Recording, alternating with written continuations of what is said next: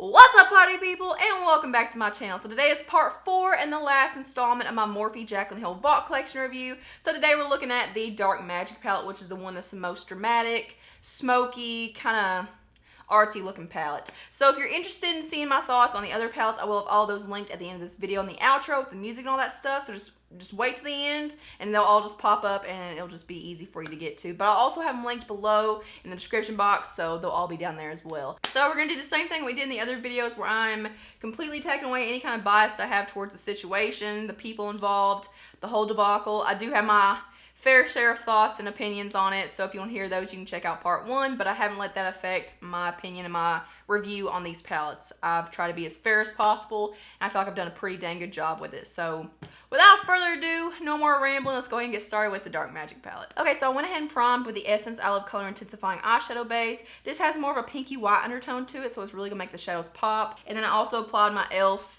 Define eye tape, don't know what it's called, but everything will be linked down there. Everything that will be on the rest of my face and also this stuff, it's all down there. Here's what the palette looks like, and as you can see, it's very smoky, very artsy, pretty unique, and there are 3 shimmers and the rest are matte shades. So I feel like this palette will be the least appealing to people just because you have to be pretty artsy to be able to use this, and it's also just very smoky. It's more of like a nighttime palette, so yeah, it's just a bit harder to work with. So I'm just gonna go in with the no-brainer shade. I'm gonna go into Poof, which is the matte skin tone kind of nude shade, and just use that to set my eyeshadow primer down. I did try to find an inspiration picture to kind of get me going. That's usually what I like to do with shadows or palettes that I have a hard time envisioning and, you know, kind of get started with, but I couldn't really find any that really spoke to me. So I'm just gonna go with what my heart's telling me to do, like the most simplistic thing I can do right now, which is go into a transition shade. So I'm gonna go into Shh, which is that cool toned matte tan shade. I really don't like that name though. It's really, I don't like that for doing tutorials and stuff. And let me know if you guys want me to start giving you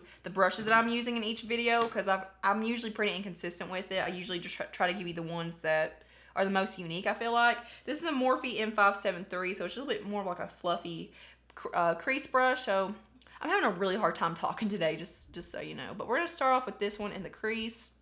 I'm just gonna lightly apply it up here to act as a transition, because I feel like with shades like this, like the greens and the blue and the plum and I don't know, all of that, it just seems pretty hard to work with. So this will just kind of help fade everything up. That one's a really pretty shade to work with. So I came prepared to use this Army Green shade right here.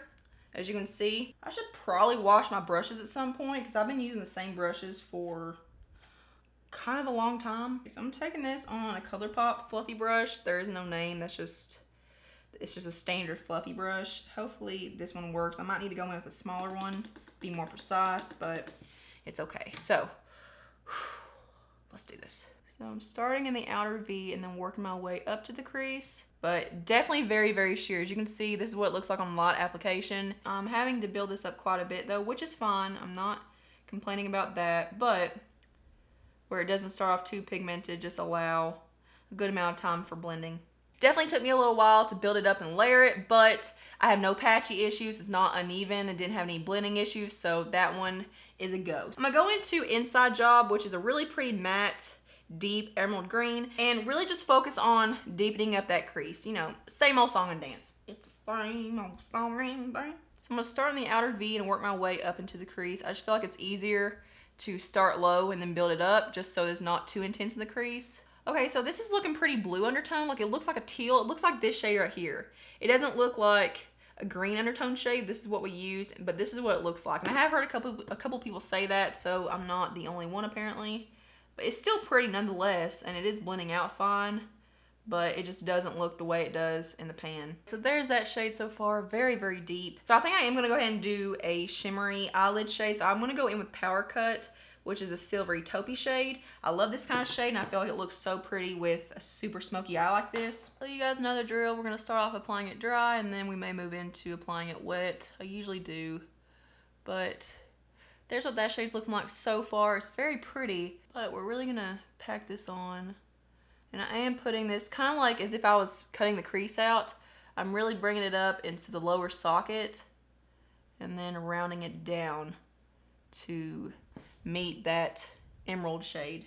Okay, so now I'm gonna apply it with my finger on the other side and see how that works. Okay, yeah, that's pretty intense. It looks a little bit more packed on there than applying it with a dry brush.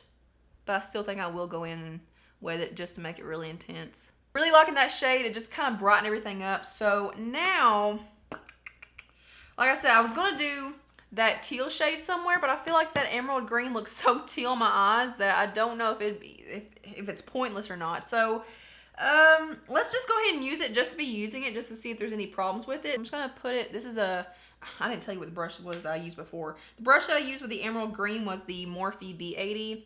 Really like this kind of brush. And then also what I'm using right now is the Morphe MB13. I don't know if this will work, but we're just gonna try it. Let's just kind of start on the outer socket and kind of push that hood back and then flow it through the socket of the crease. And I'm working really slow. I find that if I work too fast, that's when it gets messy. So I'm trying to be really precise with this. And if it covers up a little bit of the eyelid shade, that's okay. We'll go back in and re-intensify it. So that kind of added a little bit more of a pop of blue in there. Okay, very pretty. So now I'm gonna go back into that brush I used with that army green, no extra product, and slowly blend right above that. I don't know if this is gonna mess up the look.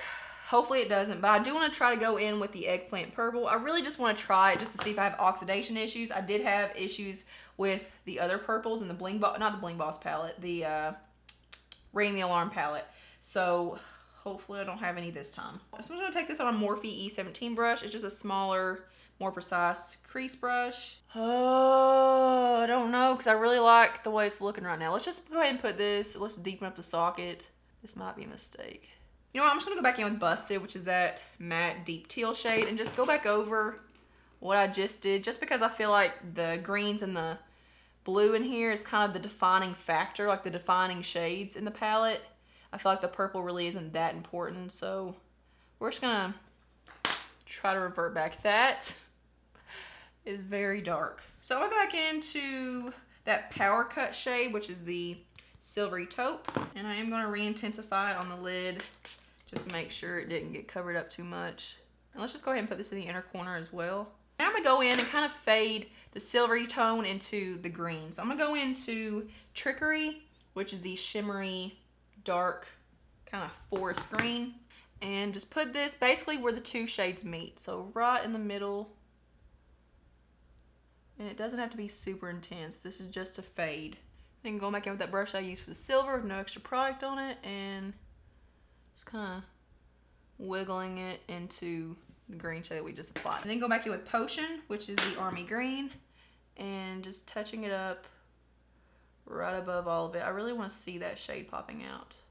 Okay, so I'm gonna go back into Poof, which is the matte nude shade.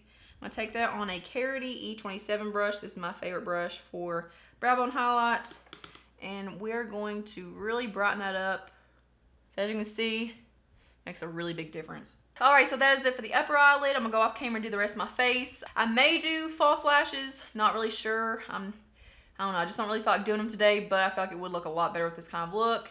And then I'll come back and show you guys how we can do the lower lash line. All right, so I'm back with the rest of my face on, and as you can see, we did do falsies because I'm trying to make this look as presentable as possible, and I just feel like a really smoky look, whether it be greens, blues, grays, blacks, whatever. I just feel like any kind of dark shadow looks so much better with false lashes. I think I'm just gonna start off with which is that matte tan. God, I hate that name so much. I'm just gonna go ahead and smudge that along the lower lash line first. Oh, I forgot to mention, for my eyeliner, I did go in with the matte black in the palette called Tempters, and that one worked really, really well. It's super pigmented, really jet black, and it performs beautifully as an eyeliner. Usually I like to do eyeshadow instead of liner, especially with looks like this, because eyeliner can kind of take away from the colors. There was a little fallout on my face, but really enjoyed that shadow. So now let's see, I think I'm gonna try, you know what? Let's go into Mojo now, which is that eggplant plum. And let's just kind of tightly put that at the lash line. This would actually look pretty good just like this. Just kind of keep the bottom lash line simple. I'm just going to put this really, really close to the lashes. Just keep it really tight.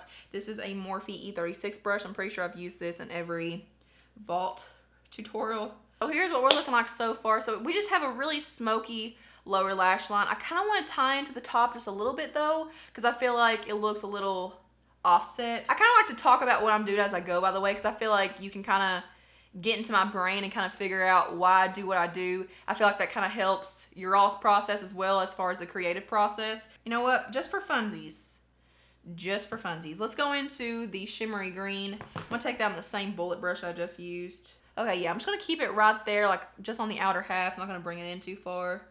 I think that's it. So I'm gonna go into Power Cut one more time. Where are we? I'm gonna go into the shimmery silver taupe that we put on the eyelid and just kind of touch up the inner corner again. And I'm also gonna connect the inner corner to the inner half of the lower lash line.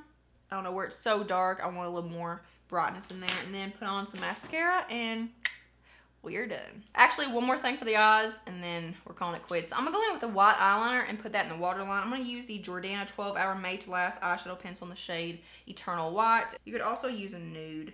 And I would recommend doing that before your mascara because it usually tends to get at the very tip top of your lashes. So yeah, do that before mascara. So moving on to lips, like I said, I do like to show you guys lips so you can see why I choose what I choose. I'm gonna go with a nude just because any kind of color would take away from the dramatic aspect of the eyes. So I'm gonna go with, I'm gonna try this anyway. This should look pretty good. I'm gonna go into the ColourPop lip liner in the shade, I don't even know what shade this is because the labeling's off. It's either Skimpy or I think it's BFF. It's like one of my favorite nude liners. And then for lipstick, I'm gonna try this new lipstick from Maybelline. This is the, what is this called? It's just the Shine one. Color Sensational.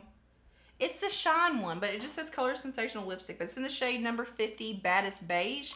I saw Tati talk about this one. See, this is not the original Color Sensational. All right, so that is it for this look, and I'm digging it. I think it looks really, really good. I really like how everything looks together. So overall, I had a really good experience with this one as well. No blending issues, no patchiness, unevenness, nothing like that. Not a lot of fallout on my face. The only one that gave me any kind of fallout was the black one, really, and that's just because I was packing it on so heavily and I wasn't tapping off my brush with that shade just because I wanted it to be super pigmented, but that's typical from a black eyeshadow. Not a lot of kick up or debris in the palette, so it's a very clean pickup. I wish that this emerald green shade inside job was more emerald green. It looked very teal in my eyes, and I've seen that across the board with the tutorials that I've seen, so that seems to be a common issue, but it still worked okay. But I will say the one limitation that I see with this palette is that the amount of looks you can create with it is going to be kind of limited. Like, I feel like all the looks will look pretty similar to each other because there's really not a whole lot you can do with it. They're all pretty dark, they're all pretty smoky. If you decide to use just one or two shades, like if you decide to make